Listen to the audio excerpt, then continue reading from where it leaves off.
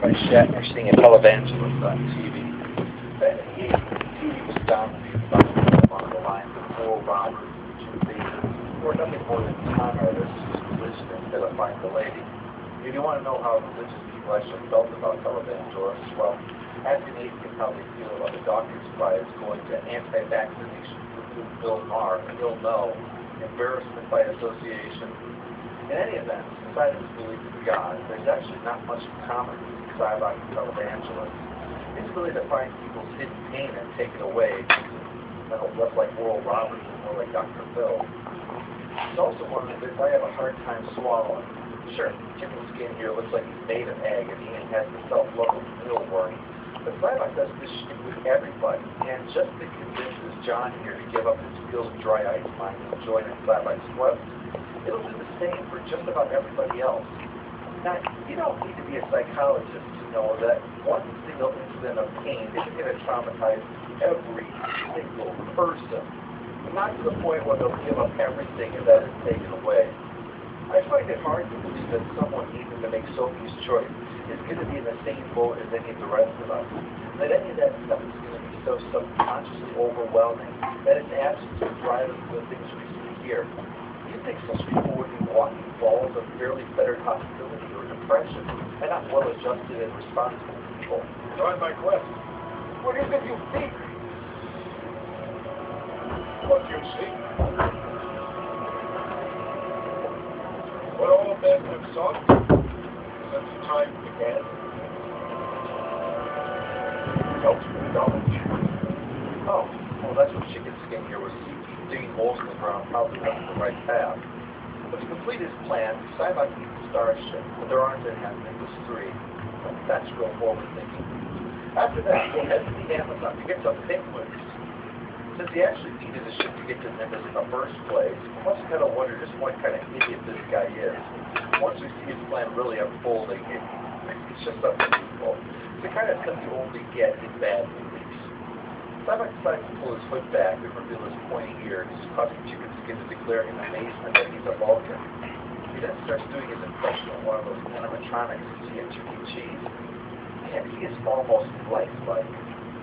Anyway, as they laugh together, Chicken Skin slips to the Cybok sidekick role, though from this point on, he's mostly his pet monkey. This is where we get to the rock climbing, as Kirk is ascending El Capitan in Yosemite. He's free soloing, as most 50-year-old men are confident in their ability to avoid falling thousands of feet with only their fingertips to support them. Bones watches through a pair of futuristic binoculars, reading the tired dialogue of the script providers. Careful, I'm talking to myself. Free soloing is dangerous, of course, and even very experienced climbers don't do it. Still, performance in the sport believe it can be done safely so long as you have the physical strength, climbing experience, and the ability to remain completely and totally focused on the task at hand. Be careful. I guess it's Spock was freed up on that. Kirk may not have too, considering Colt's conversation was fine, taking the hands away the gesture a bit. Yeah, that's about the size of it. If you enjoy free soloing, I'm not criticizing your sport, but I am criticizing the idea of a 50-year-old man who until recently was piloting a desk and Starfleet command up doing it. Many men do stupid things trying to act as young as they once were, and this is no exception. Saying it, Spock's not impressing us with the intellect either. Concentration is vital. You must be one with the rock. Somehow Kirk manages to slip. Spock flips over to shoot down after him. Now, you might have thought those were rocket moves, but no. Those are magic moves. As we see him capable of stopping downward movement by holding his body sideways, they clearly just gave him superhuman ability from our yellow hair. Hi, Bones. Mind if we drop in for dinner? Oh, he should have let you die. From there, we head back to Nimbus 3.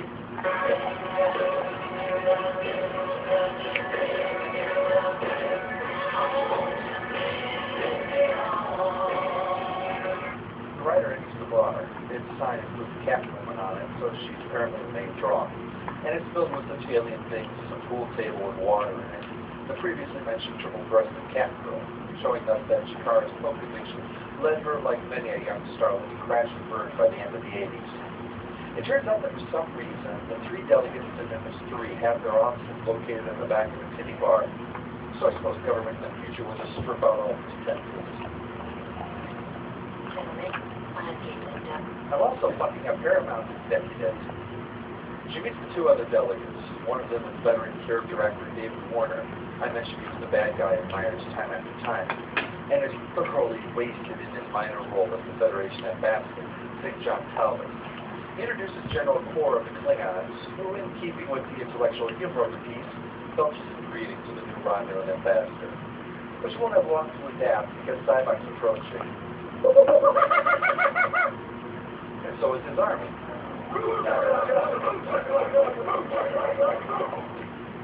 Romulan and St. John Talbot engage in dueling exposition. She established that they settled 20 years ago. Josh didn't have to arrow why they chose this dumb little planet beyond me. Exploding Genesis looks better than this place. Talbot says they dragged the dregs of the galaxy here to settle the place. So really, on what level does anyone think this place is a good idea?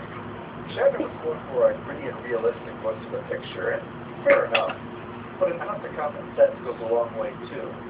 Also, gritty and realistic are not the first things that come to mind when I think of epic to go looking for God.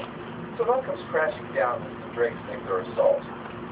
Talbot goes running to the infomercial to presumably call for help.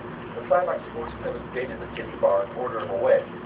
Since your plan involves getting someone to send a starship to rescue hostages, the last thing you want them to do is call for a starship, right? I don't know who you are or what you want. But I'm nothing to do, I think. Well, Amy, why do I get the feeling tapped in your head and felt like testing the rightness of a melon? Anyway, this is Cybok's big plan. He came here to take over the ambassadors of some worthless 20-year-old public relations stuff nobody probably gives a rat's ass about anymore because he wants a starship. He then begins setting them up to take away their pain and make them his loyal servants, so that they will compel Starfleet to send a starship out here for him to take over. Quite a help for this convoluted plan. Take a look at the number of ravels who attack Paradise City, scattered all over this planet. Imagine how simple it is to do this to some clerk who gets you to meet someone important, who gets you to meet someone high in the Federation, who gets you to meet some admiral, who can then just order a ship to take you somewhere. After all, an admiral is about to order a ship on a thoroughly stupid mission. It's not as if this would be out of the ordinary. Meanwhile, let's just got to talk about the Enterprise. I think this new ship was put together by monkeys. So, now we know what Chicken Skin was doing before we went to Nimbus 3, huh? Well, it turns out the new ship is a big piece of junk. Nothing works. This is one of the ways the film tries to inject some comedy, but it's so overdone that any attempt at being funny is drowned out by the total absurdity. It's not a case of a few things malfunctioning. It's as if every damn part of the ship is broken. The doors, the red alert system, the transporters. Now, Roddenberry originally suggested an idea when Enterprise A was introduced last movie that made a lot of sense. They couldn't just whip up a new Constitution class overnight, and if the design was obsolete, why make a new one? So the Yorktown, which was mentioned as being screwed over by the whale probe and is a Constitution class too, could have been repaired and rechristened as the Enterprise. It even explains why the ship would be decommissioned in Star Trek VI. The pieces fit together seamlessly, except where Star Trek V comes in, insisting this is a brand new ship, and so inoperable it's impossible to imagine how anyone thought they could get away with launching it. Actually, now that I think about it, it's probably a fitting metaphor for this film. If Scotty Futzes was something you used to whip up a new Constitution class over the state of the ship. I think this new ship was put together by monkeys. So, now we know what Chicken Skin was doing before we went to Nimbus 3, huh? Well, it turns out the new ship is a big piece of junk. Nothing works. This is one of the ways the film tries to inject some comedy, but it's so overdone that any attempt at being funny is drowned out by the total absurdity. It's not a case of a few things malfunctioning. It's as if every damn part of the ship is broken. The doors, the red alert system, the transporters. Now, Roddenberry originally suggested an idea when Enterprise A was introduced last movie that made a lot of sense. They couldn't just whip up a new Constitution class overnight, and if the design was obsolete, why make a new one? So the Yorktown, which was mentioned as being screwed over by the whale probe and is a Constitution class too, could have been repaired and rechristened as the Enterprise. It even explains why the ship would be decommissioned in Star Trek VI. The pieces fit together seamlessly,